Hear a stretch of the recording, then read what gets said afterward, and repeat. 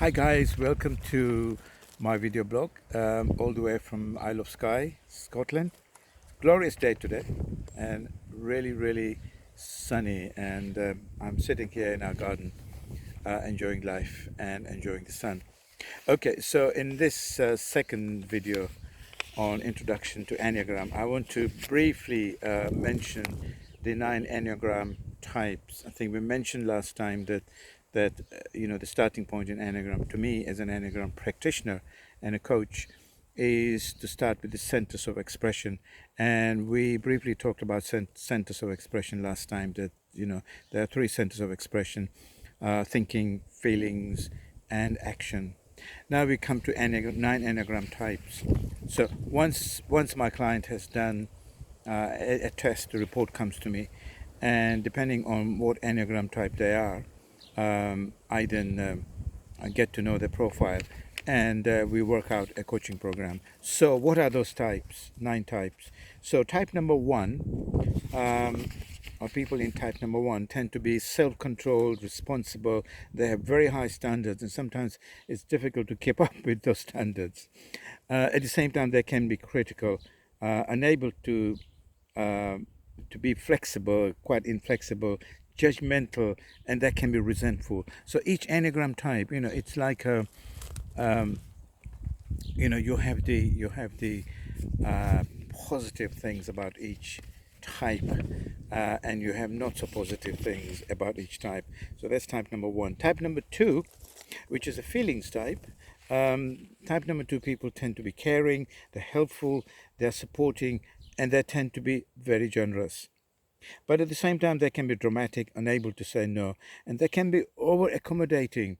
In fact, sometimes type 2 tend to have this feeling that they are not good enough, they are not lovable, and therefore they go out of their way to please other people, and until they realize that it's not necessary, and they begin to become healthier, begin to develop themselves. So that's type number 2. Type number 3, again, is a feelings type. They tend to be very industrious, goal-focused, confident, and success-oriented.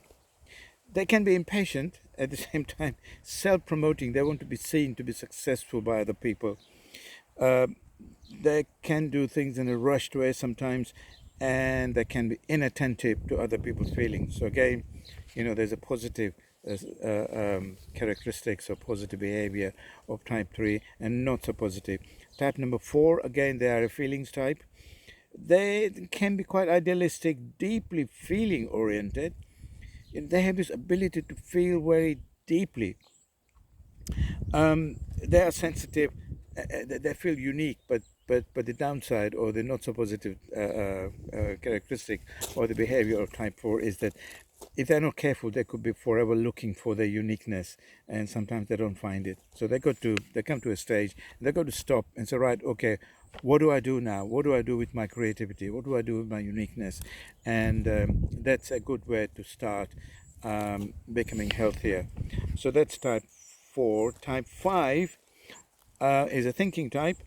They are very knowledgeable, self-sufficient, analytical, very highly objective. Some of the scientists tend to be type 5, but they can be detached, they can be unassertive, overly private. In fact, some of them think that people are a nuisance. I'm talking about not so positive characteristics, not so positive behavior of type 5. Often they are non-sharing. They don't want to share their knowledge. Now, I'm not saying all of them are like that.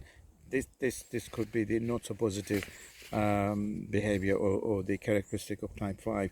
Type 6, they're very loyal, trustworthy, inquisitive.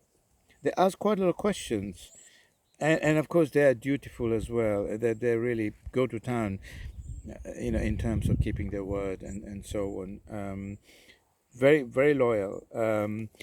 But not so positive characteristic of type 6 is that they can be overly doubtful, skeptical, overly cautious, and they are one of those Enneagram types that they can be quite anxious, if they don't do some work on dealing with their anxiety, then they can run into problems, run into trouble. So that's type 6. Type 7, they're upbeat, optimistic, spontaneous, pleasure seeking.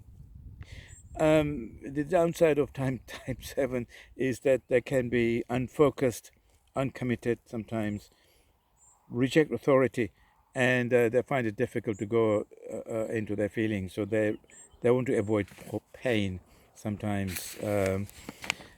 They go at lengths to avoid their pain. So that's type 7. Type 8. Type 8 is a body type. They're self-confident, assertive, strong. They can be quite protective, but sometimes people don't realize, the positive side of 8, that, they go out of their way to protect you. At the same time, type 8, they can be controlling, dominating. They can be quite impulsive sometimes.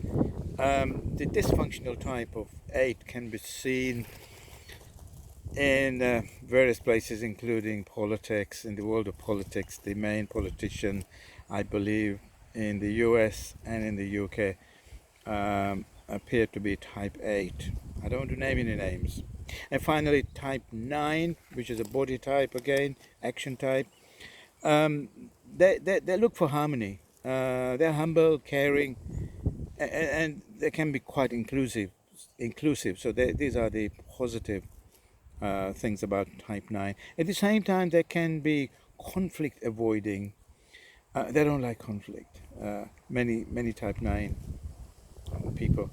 They can be indecisive, and they can be self-forgetting. In other words, they care about other people, but as far as they themselves are concerned, it's on the back burner in terms of what they want to do. So these are the 9 Enneagram types.